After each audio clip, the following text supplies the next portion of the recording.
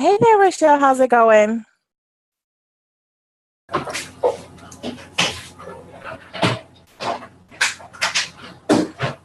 How are you, Raeshal? I'm good. How are you? I'm doing well, thank you. I am just waiting for a few folks to join us. How is your Thursday evening coming along so far? Oh, it's been really good. Very good. Can you hear me okay? Yes, I can hear you great. Thank you. Hey there, Margot. Thanks so much for hopping on. How are you? Uh-oh. Hey there, Margot.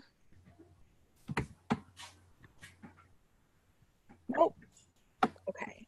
So give me just 1 second and we will get started. I really appreciate you doing this for me, Raeshal. Oh, yeah, no problem at all.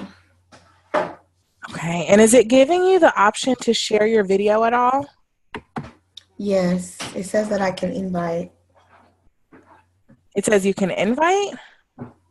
Yes. Um, Are you talking about sharing my screen? Not your screen, your actual video. Let me see. Okay. Did it give you a prompt? Yeah, there we go. Okay, perfect. Awesome. And I actually think that I am going to do a surprise giveaway for the people who show up. So, which book do you recommend that I give away? I'm sure all of them, right? All right. um, Shop is, yeah, that's one of my bigger, well-known Okay, books. okay, very good. Before we get started, can you tell me a little bit about that one? Oh, yeah, and let me show you as well.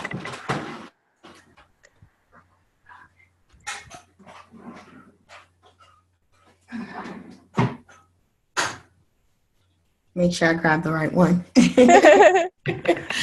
So yeah, Shop was the first book I ever wrote, and it's about Okay, a boy who's kind of spoiled, and his parents cuts him off. So he has to learn responsibility, and he has to learn to earn his own money. okay, very nice. I definitely want to hear more about that one. Okay.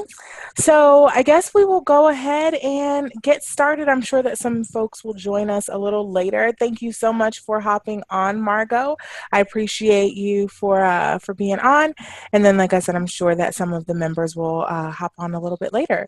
So this is an official Magic Money Society training. Of course, every week we have trainings that help you both manifest and manage abundance. And so tonight I'm really excited to have with me Miss Raeshal Solomon. Again, thank you so much for joining me. Thank you. So I am quite impressed with your your bibliography. And so, can you just tell us a little bit about how you got started writing and some of the books that you have? You have 20 published, right? Or is No, that I old only have information? 6 out of 20 published. Okay, gotcha. Okay, Yeah. 20 written. Yes. Okay, Actually, it's okay, like 23 now, but who's okay. counting? Okay, very good. So, tell us a little bit about how you got started. Okay, so about almost 4 years ago now, I decided after I had my son that I wanted to become more financially stable. So I had a good job, I was making good money, but I wasn't saving any of it. And I was in debt up to my eyeballs. So I decided that it was time for me to become more responsible with my money. And as I was dealing with the stress of becoming debt free and changing jobs and less income, I decided that, this wasn't a struggle that I wanted for my kids. So I was Mm-hmm. like, okay, let me go find some books that I can read to my kids, go ahead and start getting it in their minds. Because at that age, they're only one or two, they really can't um, remember it, but it's in Mm-hmm. their brain somewhere. Mm-hmm. So, but when I went to go find what I was looking for, I couldn't find it. So that is when I decided that I would just start writing some. Okay. Very So yeah, nice. and I didn't expect to write as many as I did. Actually, in that first 3 months, I wrote the 18 of the first 18 books. Okay. Like, so I Wow. was like, okay, this is all God. This is not me. Because like every time Hmm. I would write one, then another one would come, then another one would come, and I was like, oh, okay. So I just kept writing and writing and writing. Okay. And yeah, so now, like I said, it's almost 4 years later, and so now it's become a business. Okay. I Yeah. love that. So, What is something that you were taught about money and finances when you were younger? um, I actually wasn't really taught a lot about finances when I was younger. I didn't even, as a teenager, I didn't even know really who to ask. Like, you go to your Hmm. parents, but then you're like, okay, well, if they knew, they would have told me already, or you just don't know really who to ask. And so you try to find people that you feel are successful. So the only one person I think I ever asked was my sister because Hmm. she'd already graduated college and she had a good job. And I was like, what can you tell me? And only thing she said, it was one thing. She's like, never get student loans. That was all she could tell Hmm. me. Right. But that was from her experience because she was graduating college. Right. So I was like, okay, so I actually didn't get students loans until my junior year. Hmm. Okay. Very Yeah, good. that was one thing. Given what you know now, what is something that you wish you had known? What would have helped you not make some mistakes? One, I wish I had known to save more. Like I did start saving when I was about 25 or Hmm. 23, but by then it was too late. I've been working since I was 15. So Hmm. had I started saving when I was 18, because that's when you can get a 401k, that's when you can get a Roth Hmm. IRA or any IRA. Had I started saving when I was 18, by the time I was 26, I could have had, abundance. Hmm. And Hmm. now at almost 40, I could have been a millionaire, honestly, or close to it Hmm. right now. Hmm. Okay. Yeah. So then you started this series to teach your kids so that you wouldn't make the same, so that they wouldn't make the same mistakes. Right. Um, how old are your kids? They're only four. Okay, you have two? Yes. Okay, Yes. okay. So how do you teach a 4-year-old about money? I actually started when they were like 1.5, almost two. Okay, okay. So, okay, how do you teach a 1.5-year-old about money? Is you teach them phrases and you let them do things that they understand. So I say when you're teaching kids about money, you scale to their age. So my 1-year-olds, well, almost two, I started teaching them the phrase money goes in the bank. So in their minds, that money was a piggy bank, Mm-hmm. and we would play like scavenger hunt for money. It would be like pennies or quarters or nickels or Mm-hmm. to them, they didn't understand, the value. They don't know 25 cents or 1 cent. All they know is they found money and they were going to put it in their bank. And to them, that was fun. They got to shake the bank afterwards. And so now that they're four, we still use that same concept, but they understand what a bank is. Like they understand a physical adult bank. They Mm-hmm. understand now that they take their piggy bank still and we fill it up for the whole year. Then we take it to the big bank. Okay. So yeah, and kids today are really, really smart. They understand way Mm-hmm. more than you think. And not to really name any names, but in cartoons, they talk about money. You know what I mean? Like there's the pirate that has his gold lagoons. You know what I mean? Mm-hmm. Like they're Mm-hmm. cartoons now. And there's Doctor, and she had a piggy bank series where the piggy bank didn't want the dollar. So they're actually learning little pieces, but it's the responsibility of the parent to put all those pieces together. Mm-hmm. Okay. And you said that you do workshops, right, for Yes. kids? Yes. Okay. So let's say that, someone's child is a little older than 4 and old enough to know what money is and know the value of it, but their whole thing is, I get money, I want to go to the store. So how do you Right. teach them, I guess at a few different ages? So one, Mhm. how do you teach them when they're in that I want to buy everything phase? And Right. then how do you teach them when they're making their own money to keep those same habits?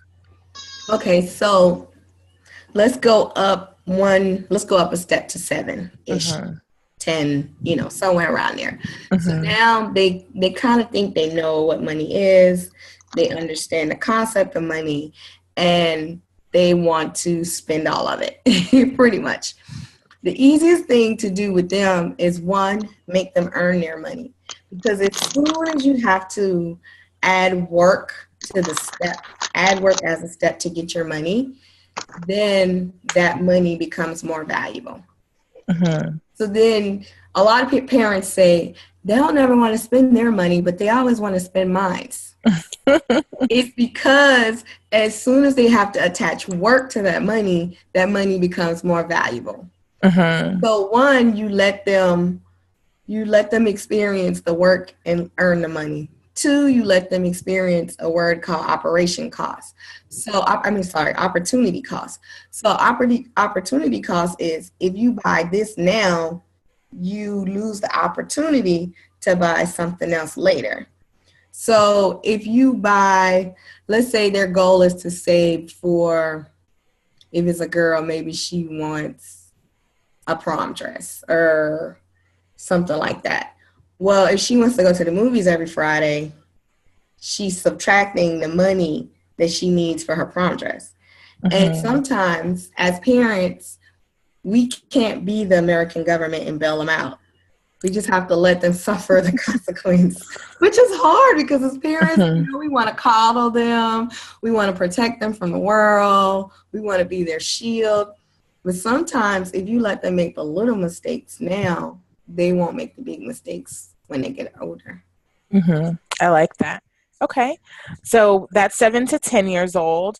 And Yeah. then what's the next age Okay. range? So I would say the next one would be 15-ish. Your Mm-hmm. teenagers. Okay. So one, teenagers have I know it all. They know it all. But the secret is they only have that thought towards their parents. They Mm-hmm. usually go outside of the circle of parenting to get advice, which is weird, honestly. But some It kids, makes have that sense. open communication. And I think if you start with them when they are younger, like 7 or 10 or whatever, then they do, develop that comfortability. And even if your kids is a teenager now, you need to tell them, hey, mommy, daddy might not know everything about money, but if you have some questions, bring it to us and we'll help you figure it out. Mm-hmm. I'm writing a teen book now, and I've interviewed, I would say 30 teens, and a lot of them have the same questions. I get the same questions over and over and over again. And I'm like, well, why didn't you ask your mom or dad? And they was like, I don't know. It's like Mm-hmm. it's like pulling teeth out of teenagers. So Mm-hmm. one, you have to open up the conversation. You as a parent have to tell them it's okay for you to have this conversation with me. It's okay for you to ask me these questions. Don't assume that they know anything. Mm-hmm. Ask them a couple questions and see what their answers are. Some kids are going to be way smarter than others, on any subject. Some kids will have a natural knack for it, and they'll just say, this is this and that is that, and you're gonna be like, oh wow, you'll be impressed. And some kids are like, Mom, I really just don't understand. Mm-hmm. Or Dad, I don't understand. Go ahead. What are some of the questions that you tend to get from teenagers? Okay, so some of the questions that I get is they don't really understand the difference between a credit card and a debit card, which to us is like, oh, duh, that's common sense. But it's really not, because they might understand that the money goes in the bank, but they don't understand necessarily, why does my debit card, which is just my account, also have a credit logo on it. So Mm-hmm. simple stuff like that confuses them. You know what I mean? Okay. That's one. Two, I get one about, I'm going to college soon. How do I balance work and school? Because a lot of kids, they don't have to. they don't work while they're in high school. A lot of kids just go straight to college. A lot of Mm-hmm. parents, a lot of parents are like, I want my kids to, you know, learn, make good grades, so they don't make them work while they're teenagers. And then when they go to college, they're like, I have to work. This money is not enough. Mm-hmm. So then they ask a lot of questions about how do they balance the work versus, learning. And then I get a lot of questions about, what if I don't go to college? Questions. What am I supposed to do? And I always tell them, find what you love. Mm-hmm. Find something that you love to do. It'll make a way for you. Okay. I like that. So I want to back up just a little bit. You were talking about with the younger kids, having them earn it, especially, starting around ages 7 to 10 or so. Mm-hmm. What are some things that you can do besides, well, actually, let me back up. Do you believe in paying for chores? I do believe in paying for chores. Okay. I'm a big stickler on paying for chores, actually. Okay. Um, I also believe you can pay for grades, but sometimes parents, when they pay for grades, they pay in advance, Mm-hmm. and then they're disappointed. Mm-hmm. Um, if that makes sense. Like your kid's like, I promise, Ma, I'm gonna make a B or A or whatever. Can I Mm-hmm. have my $20 now? And then they make a C, and then you're Mm-hmm. like, you can't punish them. It's not your fault. I mean, it's not their fault you paid them early. You know, Mm-hmm. Mm-hmm. I do believe in chore for money, and I believe in free chores. Like, Okay. like my kids, they should clean their room because that's their mess. And Mm-hmm. I'm not their maid. Mm-hmm. But I also let them do little simple stuff around the house. Like they help me carry the laundry to the washer and dryer. Mm-hmm. It's not straining. It only takes them a couple minutes Mm-hmm. and they get a whopping dollar. Right. So Right. yeah. Wait, I need to get on the payroll. But okay, so allowing them to see the direct response to the work that they put in. Right. Okay. Yeah. Um, do your kids have, or I guess, do you encourage kids to have bank accounts? Yes. So like I took, that's actually a step in the process because when you have younger kids and tweens or teens, they need to understand that the money goes from cash money to a physical bank. Because in Mm-hmm. today's society with technology and you can just swipe a card or wave a cell phone or, go through your app and pay stuff, they start losing the physical transaction of money. Mm-hmm. So it's Mm-hmm. important, the older they get, the more familiar they are with money as far as it being in a bank or electronic. And Okay. that even means if you pay your light bill online every month, get the phone and show your kid this is how much the light bill costs. If you have somebody 10 or older, definitely. This is how much the light bill was this month. And this is how I pay it. And then you give them the phone and the card and you sit right there and you let them put in the account number and put in the credit card number and they ask you questions along the way so they understand the whole process. Mm-hmm. Okay. How do you teach little kids about budgeting?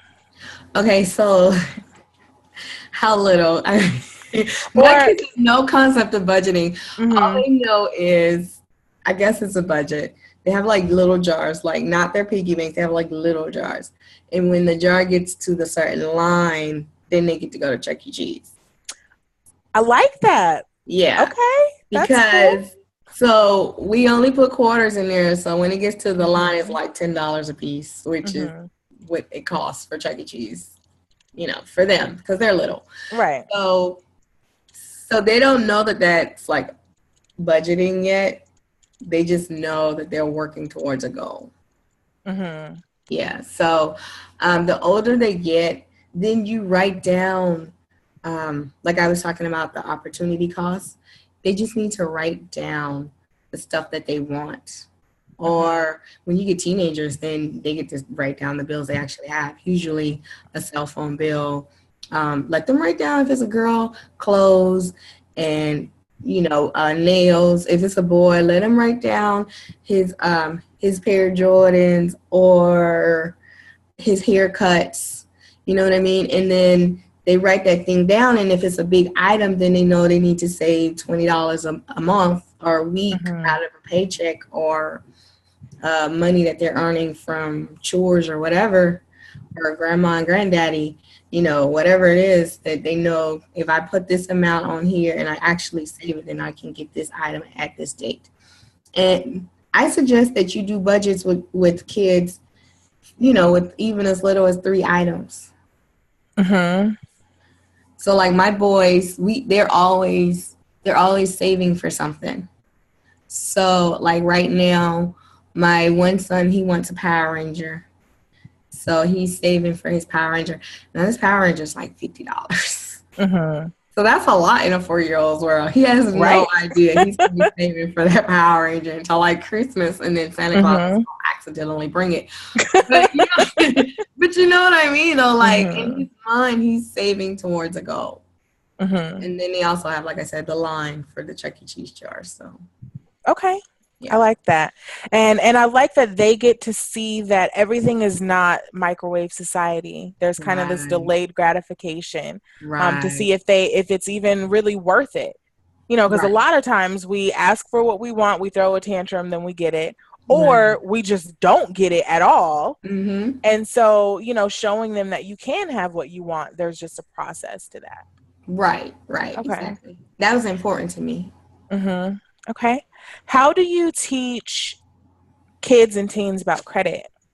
What do you teach them about credit?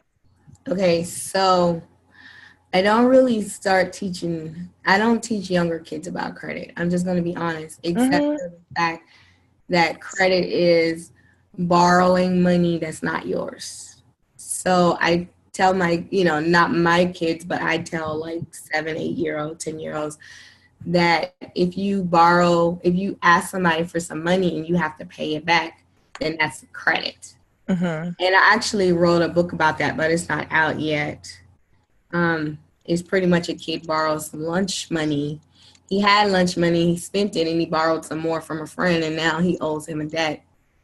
And I actually put in all those emotions, like being embarrassed, ashamed, you know what I mean, relieved when it's paid, all that, like all that's in that book in a way where kids can understand it. But teenagers, they really need to know. You need to sit down with them. Here are the 5 things that calculate your credit. Here's what each thing actually means. You need to have an in-depth conversation with teens about credit. Don't mess it up. Here's how you mess it up. If you mess it up, you can fix it. And it's not instant. If you mess it up, it's going to take you a long time to fix it. And if you don't mess it up, it's going to take you a long time to get the score you want. Okay.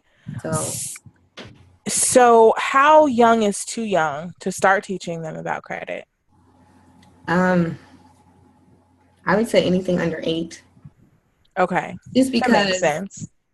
Because at 4, 5, 6, and 7, you're still teaching them what money is, what a bill is, how to earn the money, when it's appropriate to spend the money, that kind of stuff. So you don't want to get into, here goes a credit card or a debit card until they get a little older. Okay, makes sense. What do you teach kids and teens about investments? Okay, so investing, once again, I would say you start around 10-ish and go up. With the younger kids, you just explain to them that investing and saving is not the same thing. Saving is just short-term goals. Even if it's a big short-term goal, it's a short-term goal. Investing is, I'm going to live off this money when I'm old. I'm going to live off this, or this money is going to make money for me the day that I retire. And they need to understand, younger kids just need to understand that this is 2 separate things. Older kids, 15 and above, They need to start planning and understanding the idea of what is a Roth IRA, what is an IRA, what is a 401k. Did my parents save for my college? If they're 15 and they have a job, can I start paying for my own college? Can I get me a ESA or a 529? You know, those actual words should be coming out. You should be teaching them the terms. And if you don't know the terms, YouTube and Google are your friend. YouTube, Google, and or people Magic like Money us. Society. People like us, right? Exactly. Right. You can And come so, to the bank world. absolutely. So that is one benefit of being, a member of this group, is that we do trainings like this every week to Oh, make wow. sure that, we are giving really the information that we were never taught as kids. Right. Right. So when it comes to shopping, because of course, one thing that I teach about is money mindset. And so, I teach that it's okay to spend your money. Yeah. We don't want to hoard our money. Our hands have to be open, freely to give, freely to receive. Yeah. How do you teach kids and teens that nuance while at the same time instilling the importance of saving for things that matter to you? Okay, so I say, one, don't shame them. Don't say, oh my God, I can't believe you spent all your money. You just explain to them you spent all your money, so that thing you want, that thing you're saving for, is going to take longer. Okay. And that was that opportunity cost. Right, exactly. And see, that opportunity cost plays into a lot of places, but it doesn't really pop into your mind until you're like, oh, wow. But a lot of parents, we accidentally shame our kids. You know what I mean? Like, instead of asking them questions we tell them, like, why did you do that? You shouldn't have done that. And that, they like turn a switch off. And then they're just here for the lecture, but they're not really listening. Instead, you should say, are you serious about the thing that you're saving for? Or are you still saving for that? Did your plans change? It's okay to spend your money however you want. That changes the timeline on the item that you want to save for. Are those kind of questions, are those kind of statements. Okay. I like that. So for parents, so I know that these are things that you specifically tell kids. For parents who may have had an unhealthy relationship with money and they're trying to change that and they now want to do something different with their kids, where do they start? Okay. Plug me. But no, other than that, okay, just talk to your kids generalized. You don't have to know the answers. You can tell them what not to do. The not to do's. If you didn't do it right, then that's not what you should do. And so have the conversation about, this is what I did. This didn't work for me. Maybe you could do something different. And kids will take that information. You'd be surprised. Kids will take that information and find the opposite. They will find it for themselves. But, just not talking about it at all, it being a secret word, a private word, a dirty word, a negative word, that's really what our generations and older grew up with. Like, our family didn't talk about it. Regardless if they had it or not, a lot of times they didn't. But even if they did, they didn't say, this is what we do, this is what we have, this is how it works. Save 10%, give 10%, leave 10% for the government. They don't tell you that. They don't give you numbers. You had no clue how much your light bill was. All you knew is you had to keep the front door closed. Right. You couldn't touch the heating and air system. You couldn't leave the refrigerator open. It was like all of that stuff, like, you running out my light bill, but I don't know what that means as a kid. Show me, this light bill last month was $75. That is 3 pairs of jeans if you want them name brand jeans. Mm-hmm. Now this month it's $125, and that's 5 pair of them jeans that you want, but I can't buy it because it went from here to here. You see what I'm saying? So like doing that, actually showing them, explaining it to them, talking to them directly, it helps. They absorb it. They absorb all of it.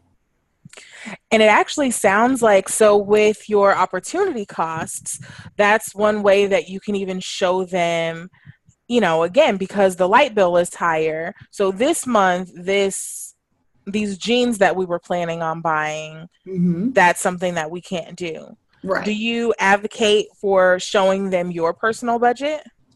It depends on the age. Like if your kids are 4, my kids are 4, I'm not gonna say, "Mommy, pay $2,000, $3,000, $4,000 in rent." That's like what? Oh my god! Then Mommy's a millionaire. Right, exactly. The teacher's gonna be like, "Your rent was such and such." Like, oh wow, how did you know? Oh yes, because we know they run straight to school and tell everything. Right, exactly. But if you have a teenager and they're about to move out, in a year or 2, they need to know that this luxury that they enjoy, you know what I mean? This costs some serious money. And if you don't give them real numbers, they have culture shock because even the teens that do work, they complain, my paycheck is nothing. So imagine, how your parents feel when they work. And then it gives them a reality check where they're like, wow, that's why they work so much. Wow, that's why they try to, teach me or tell me or explain to me, these things about money, because it does touch every part of your life. But younger kids, you don't have to give them numbers, just give them experiences that they can understand. And that's what I was talking about with scaling it down. Like my kids, before Chuck E. Cheese came out with the debit card system, they had the token system. They don't call those tokens. They call that money. Because I wanted them to understand that this token represents real money. So they would come to me and say, "Mommy, can I have some money for Chuck E. Cheese?" Yes. And now they use a debit card system, which at first I hated. I'm like, oh my gosh. But now that I figured out my new system for it, it works good. And my kids get the opportunity to understand it. This is all you have. And once you spend it, it's gone. Just like, a real debit card. Okay. So I like that. Yeah, you just scale it down to age so that they can comprehend. Okay. Very good. So tell us about these books. And actually, before you tell us about your books, I'm going to open the line for Margot and Shondell. So I posted in the group that anyone who's on this call gets a free gift. So for Margot and Shondell, I know that you both have children. You can either unmute yourself and tell me how old your kids are, or you can send it in the chat. But each of your kids will receive a copy of one of her books. And then I want to know if you have any specific questions for her. Yes. Don't be shy. I like questions. Hi, can you guys hear me? Yes, ma'am. Hey, Shondell. Hi. My kids are 21, 20, 19, 16, and 6. Okay. So I believe that what's the age range for your books, Raeshal? 10 and under. Okay. So it definitely will be helpful for your 6-year-old, but now you have me thinking that I want something for our teenagers. So now I'm going to have to work on that, Shondell. But your 6-year-old absolutely will be getting a copy of her book. And what is your 6-year-old's name? Jacob. Jacob? Okay, perfect. Raeshal, can we get that autographed for Jacob? Of course. Yay! Awesome. And did you have any questions for Raeshal? No, actually, I actually love the information though. I've been, Thank especially you. with the younger two, the 16 and the 6 year old, really going Mhm. into money with them. Like my 16-year-old has her own bank account, Mhm. because I did not know at that age, Mhm. so to another generational curse broken is Yes. to educate Right. my Amen to children that. about the power of money. So yes, I got a few more nuggets today, so I'm really, really happy about that. Excellent. Very good. um, Okay. Chef, Chef, thank you. Well, thank you. And how about you, Margot? How old is your son and what's his name? Can you hear me? Yes, ma'am. Oh, my son is 6. Okay. And what's his name? Juan. I'm sorry? On Laquan, but the Q You said Laquan, Laquan? Juan, but the Q. Okay. Okay, perfect. Alrighty. So we will make sure that Jacob and Laquan get their copies. And then did you have any specific questions for Raeshal tonight? Since my son is a 6-year-old, I know you suggested I'm not going to talk about credit so I can understand having to conceptualize that. I guess the money is like, So I'm having a bit of difficulty hearing you. I'm kind of catching, but it's breaking up a little bit. breaking it from here. Kind of. It's just a little muffled. Oh, man, I've been having trouble with my phone. Okay, I'm that sorry. actually is better. Okay. The question I would ask, what would be the main thing that him being sick should I focus on in explaining? Okay, so it sounds like you said with him being 6 years old, what's the main focus area you should have? Yes. Okay. Okay, with him being 6, you want to one give him the vocabulary. So give him the words, money related words. Like he needs to know what earning or working for money is and what it looks like. He needs to know what saving is and what it looks like. And if you're a Christian family, you believe in giving, then he needs to know what giving looks like. And he needs to experience it. And then you can teach him fun ways. Like make a bigger deal about things when you do it. And what I find is the kids will ask you questions, and normally if the answer is money related, we don't necessarily answer it. Like I'll give you an example. My son was like, "Where are you going, mom?" And I was like, "I'm going to the bank." He's like, "Why are you going to the bank?" I was like, "I need to pay my rent." And he was like, "Mommy, what is rent?" So that was an opportunity for me to explain to him, well, where we live right now costs money, and every month I have to go and give them money. So that was this month. So next month, if I remember, I'm going to take him with me to the bank. We'll get a cashier's check. We'll go to the rent office, and then I'll let him give her the money and get the receipt. So then as he gets older, he's going to just remember that experience. It's not going to be me actually having to physically teach him. Just some opportunities naturally occur, and you can use those as teaching moments. Okay, that makes sense. I do involve them in other things and other areas of my life. I just involve them more in how I go about paying bills and money and everything. Mm-hmm. Right, right. A lot of the reason why we didn't learn money at all as kids is because our parents never talked to us about it. They just assumed Mm-hmm. that was an adult conversation or an adult topic, Mm-hmm. and so they don't talk about it. Yeah, they treat money like sex.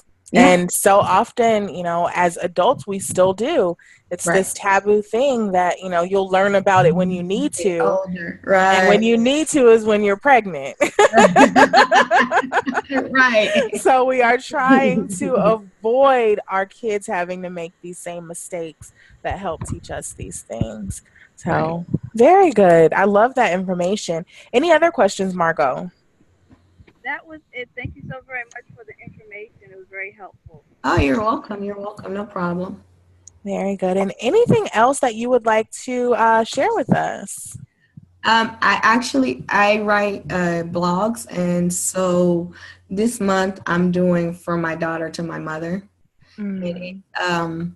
it's advice from mothers to their daughters. So it starts tomorrow. It'll be on my Facebook page, my little banker, or you can go to Raeshal Solomon, and that'll be on there. So Okay.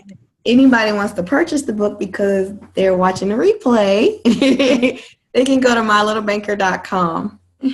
Okay, very good. MyLittleBanker.com.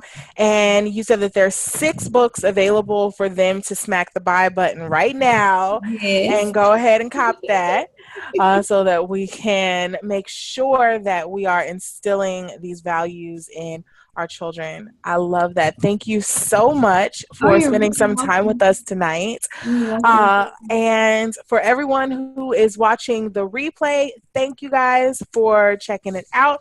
Margot and Shondell, thank you guys so much for hopping on live. And I will make sure I'm actually going to settle with you as soon as we hang up. So if you guys can send me your address, I will make sure that she gets all of that information and you get your copies of your books personally autographed for your kids. And I thank you guys for hopping on. So everyone have a wonderful rest of your night, and I'll talk to you in just a second, Raeshal. Okay. Bye, guys. Bye.